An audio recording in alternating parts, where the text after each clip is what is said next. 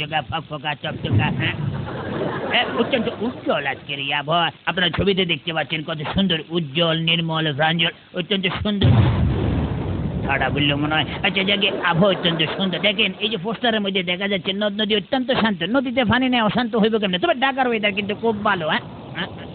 না কোনো জড় বাতাসের সম্ভাবনা নাই। এটা বাতাস না শৈত্য প্রবাহ, তবে তুষারপাতের কোনো সম্ভাবনা নাই। তবে পোস্টারে তো দেখা যাচ্ছে তুষারপাত হবে না, কিন্তু কেন যে হইতেছে আমি নিজেও কনফিউজ, বুঝতে পারছি না।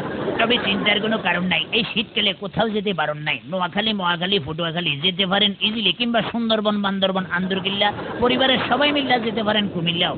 আকাশ একদম সাংঘাতিক রকম পরিষ্কার, একটা ফোঁটা মেঘ নাই। মেঘের কোলে রোদ এসেছে, বাদল গেছে টুটি, কে বলেছে আকাশে ফ্যাকাশে মেঘ, রোদযুক্ত মেঘ মুক্ত আকাশ। তবে এখন মেঘের বেগ দেখে আমার কিছুটা উদ্বেগ হচ্ছে, এই খবর পড়ার পরে রাস্তায় বাইরে হইতে পারবো কিনা।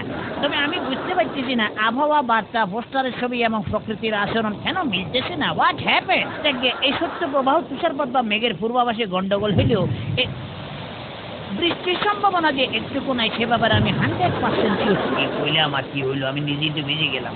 এই আবহাওয়ার খবর থেকে আমার হাওয়া হওয়াই ভালো। বিচিত্র প্রকৃতি।